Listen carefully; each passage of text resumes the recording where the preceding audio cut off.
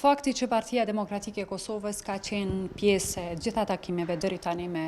gjitha partitë politike, me këtë rast edhe me lëvizjen vetëvendosje, pikërisht për të bërë përpjekjet tona, për të dëshmuar vullnetin ton politik që të mos jemi bllokues në situatën kur vendi do të rrshqas drejt zgjedhjeve të reja. Prandaj duke e pa që këto takime nuk kanë pasur ndonjë efekt, edhe që tashmë kemi një cikël të ri të takimeve të ftuara nga zoti Kurti pas vendimit të gjykatës kushtetuese, kemi kërkuar që ta konkretizoj ftesën dhe ne pastaj ta trajtojmë të ftesë në organet e partisë, në këshillin drejtues, që është institucioni më i lartë brenda partisë, dhe në kryesinë e partisë, për të marrë dhe qëndrimin përfundimtar lidhur me këtë çështje. Në të kundërtën, po e them, këto takime të cilat nuk prodhojnë asgjë, është vështirë të thuhet që do të kenë efektin e tyre pa u konkretizuar tashmë, sepse nuk po ndodhin për herë të parë. Po, a keni pranuar ftesë deri më tani? Jo, po e them, nuk kemi pranuar. Asa unë kam informata, nuk ka ndonjë ftesë re, dhe qëndrimin edhe për ftesë e kemi qartësuar tash e sa kohë, që pa një konkretizim të qartë të ftesës, e cila duhet vijë në letër, zyrtarisht, të trajtohet institucionalisht, ashtu siç e meriton, të kemi përgjigje institucionale si subjekt politik. Unë jam e bindur që takimet cilat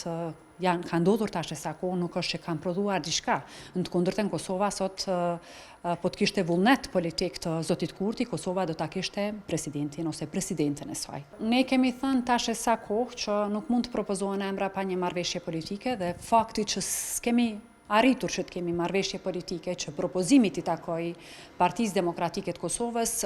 natyrisht që ne nuk kemi propozuar emra. Pra, zoti Kurti e thash e ka gjithë mundësinë, e ka pasur tash e sa kohë që ta zgjedh presidentin, dhe është komplet në vullnetin e tij politik nëse Kosovës